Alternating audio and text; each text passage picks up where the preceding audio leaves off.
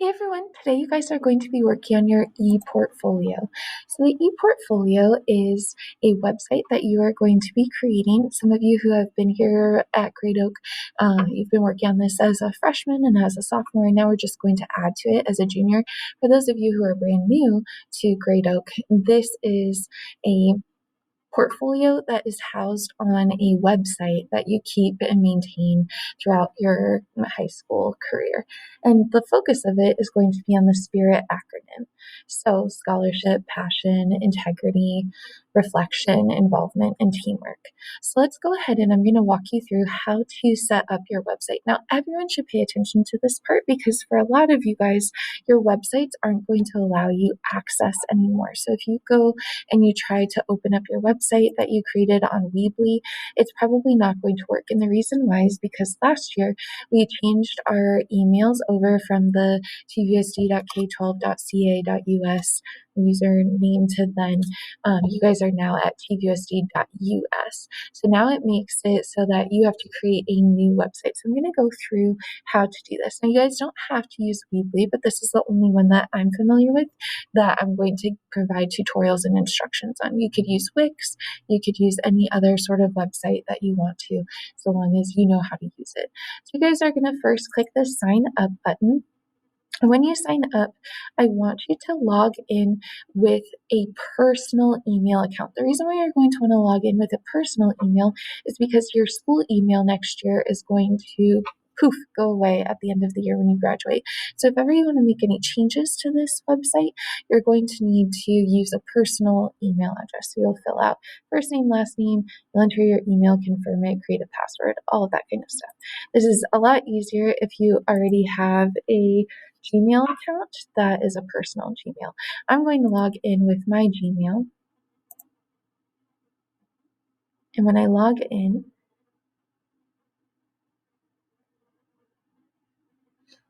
you can see that there's already a website that I have created. For you guys, you are beginning a website. So what you're going to want to do is we can create a website or switch websites. So I'm going to, you would just click create website. So I'm going to add a site. And then I just need a website. I don't need one with an online store. My recommendation is everybody click on portfolio. And then I always like to use the jellyfish because I feel like it's easier. We're going to go ahead and start editing this.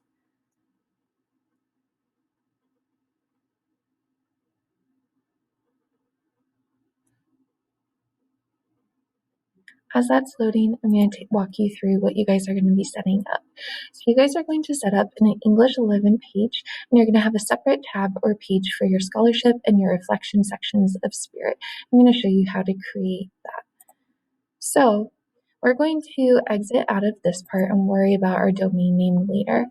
Right now, we're going to go from the build section over to pages, and we're going to get rid of this blog page because we don't need a blog, we don't need a portfolio,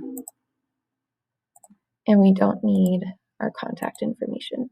So instead, we should just have this home page, and we want to add some pages. So we're going to add a page that says 11th grade.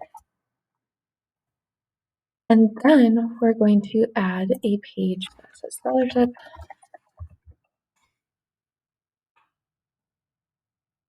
And a page that says reflection. And then I'm going to nest these two tabs underneath my 11th grade tab so that when I come over here, you can see scholarship and reflection are nested underneath this 11th grade tab. Then I'm going to come on over to my 11th grade page. This is your 11th grade homepage, and this is what you are going to put on it. So on here, you're going to introduce yourself and who you are this year as a junior. How have you changed or grown from last year?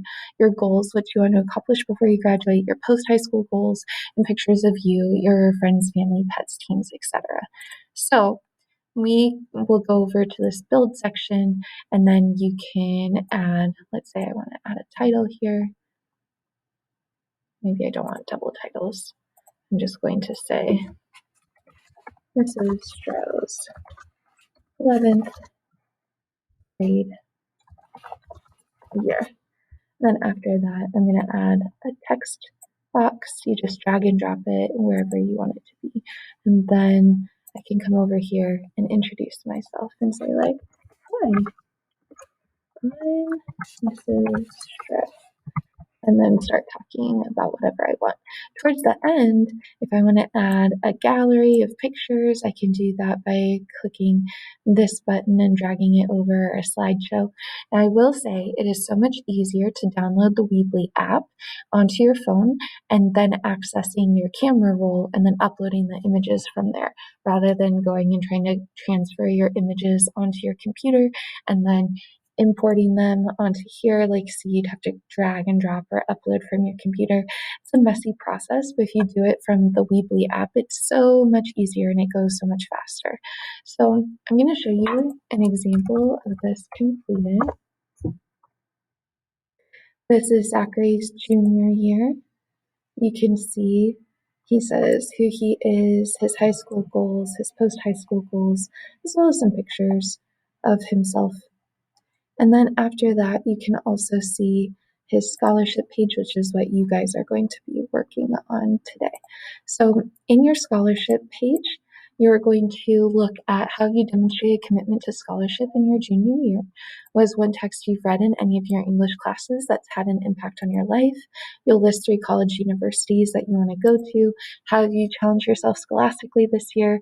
You'll upload your Infinite Campus Semester 1 IB grade sheet. Now, you could download it from Infinite Campus, but it's a little tricky. So my recommendation is just to get a screenshot of your semester 1 grades from English and then uploading it. And that'll be the easiest way to do that. You'll also upload 2 assignments that show your growth from the following list. So an essay you revise with the original and revision, a piece of writing from the beginning of the year, as well as a piece from the end of the year, or a piece of writing that demonstrates your success with writing this year. You could focus on writing, but we've also spent a lot of time focusing on oral presentations. So you could upload any of your Flipgrid assignments to this if you wanted to as well. For reflection, which is what you'll be working on later, you'll look at how have you grown as a reader, writer, speaker, and or listener.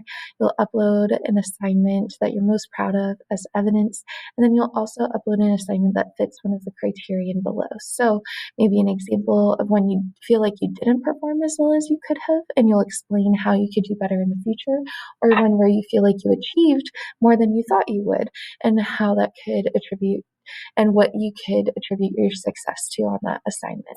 Make sure as you're doing this, your portfolio website should be personalized to reflect your unique personality. Font size should be easy to read, and all text should be proofread for readability and grammatical errors. So we can see here's the report card as well as the different examples from Zach's.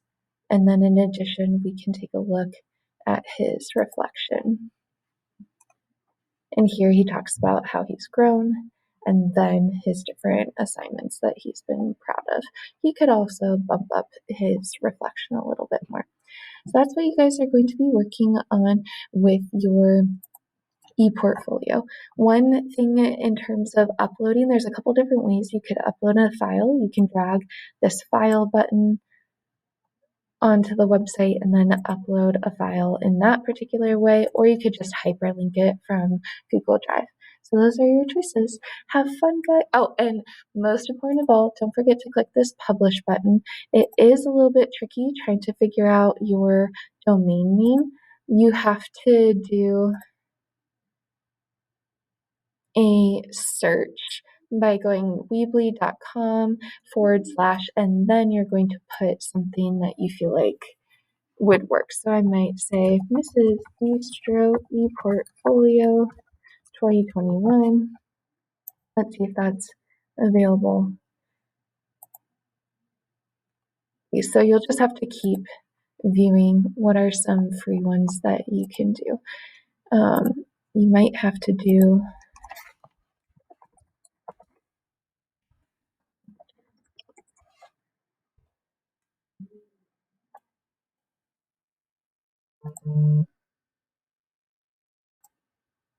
like this.